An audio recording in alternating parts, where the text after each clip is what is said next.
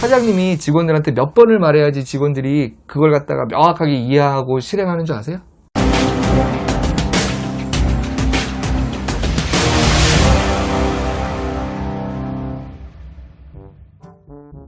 안녕하세요. 네, 리스펙트 병원 컨설팅의 이승열입니다. 김원익입니다. 오늘은 병원의 꽃, 우리 직원들의 사기 올리는 거, 내지는 공동체?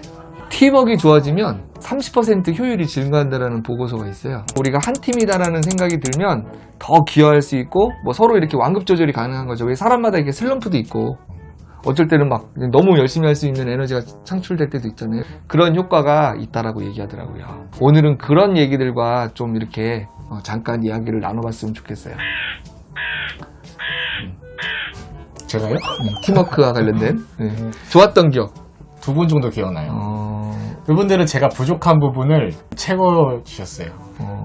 어떤? 뭐 저 같은 경우에는 예를 들어서 원장님이 야 너 이거 왜 이렇게 했어? 그러면 저는 죄송합니다라고 그냥 하거든요. 둥그러미처럼 이렇게 하는 걸 제가 그런 걸 되게 못해요.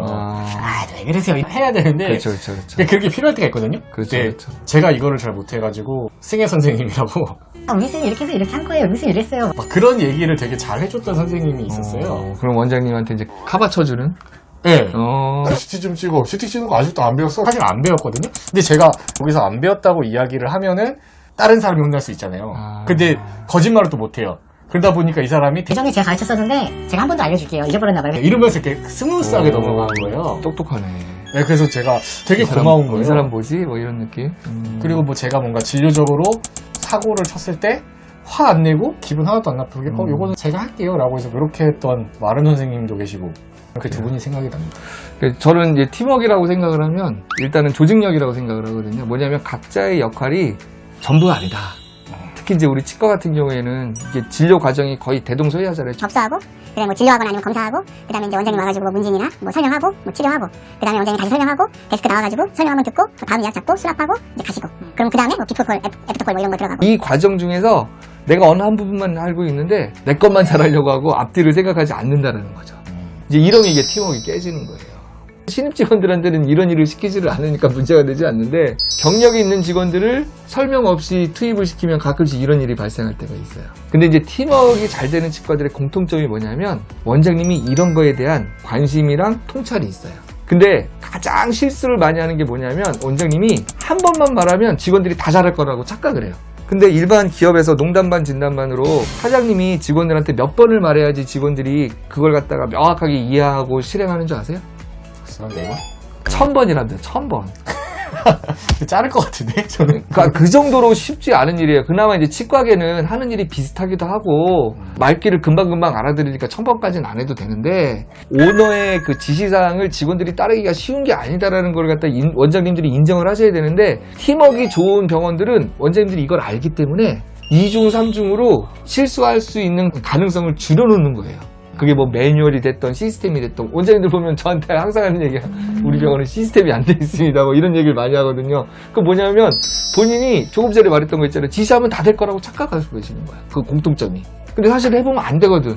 그럼 안 되면 어떻게 하면 될지를 갖다가 본인이 진지하게 생각도 하고, 회의도 하고, 시간도 투입하고, 관심도 주고. 이렇게 하셔야 되는데 한 번 하고 아휴 역시 월급쟁이들은 다 거기서 거기야.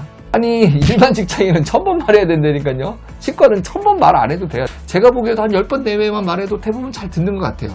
근데 원장님들 10번이 뭐예요. 내가 저번에 얘기했던 거 모른다고 이제 얘기를 하면 이제 병원 분위기 싸해지죠. 사실은 직원들 그때부터 서로 언제 또 원장님 말씀이 끝나나 이런 생각만 해요. 팀워크를 얘기하면 가장 먼저 생각해야 되는 게 원장님이 팀워크를 세우는 병원과 깨는 병원이 있다. 이거를 원장님이 꼭 기억하셔야 돼요. 그래서 내가 어떻게 팀워크를 세워야 되는가? 첫 번째는 뭐냐면 직원들이 싫어하는 걸 안 하셔야 돼요. 광고에서 나온 거 기억나시죠? 사람의 신뢰를 얻기 위해서는 그 사람이 좋아하는 걸 하는 게 아니라 그 사람이 싫어하는 걸 하지 않는 게 중요하다고.